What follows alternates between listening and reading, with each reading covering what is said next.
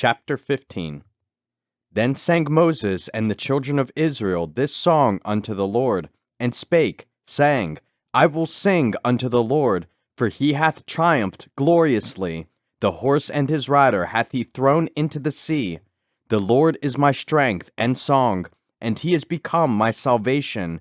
He is my God, and I will prepare him an habitation, my father's God, and I will exalt him.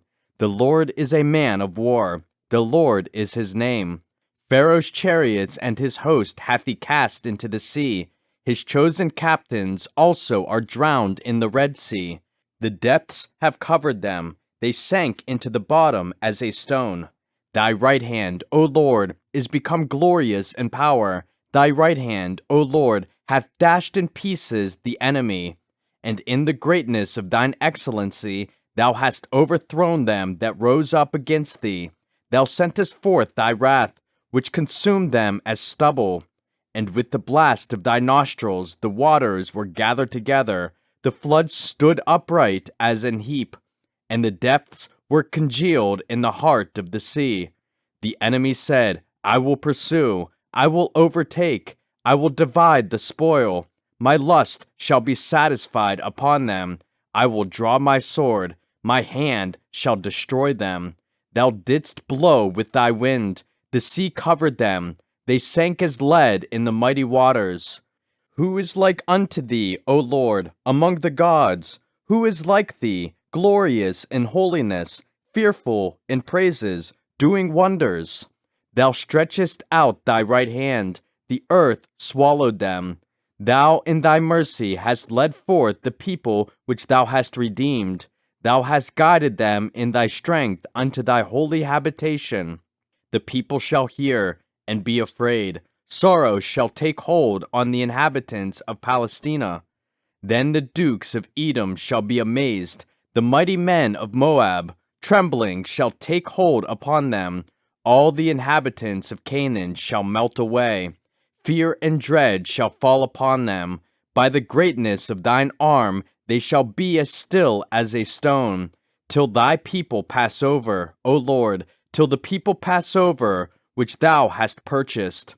Thou shalt bring them in, and plant them in the mountain of thine inheritance, in the place, O Lord, which thou hast made for thee to dwell in the sanctuary, O Lord, which thy hands have established. The Lord shall reign forever and ever. For the horse of Pharaoh went in with his chariots and with his horsemen into the sea, and the Lord brought again the waters of the sea upon them. But the children of Israel went on dry land in the midst of the sea.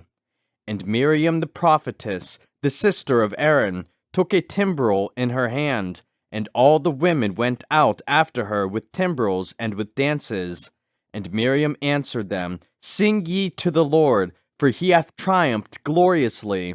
The horse and his rider hath he thrown into the sea.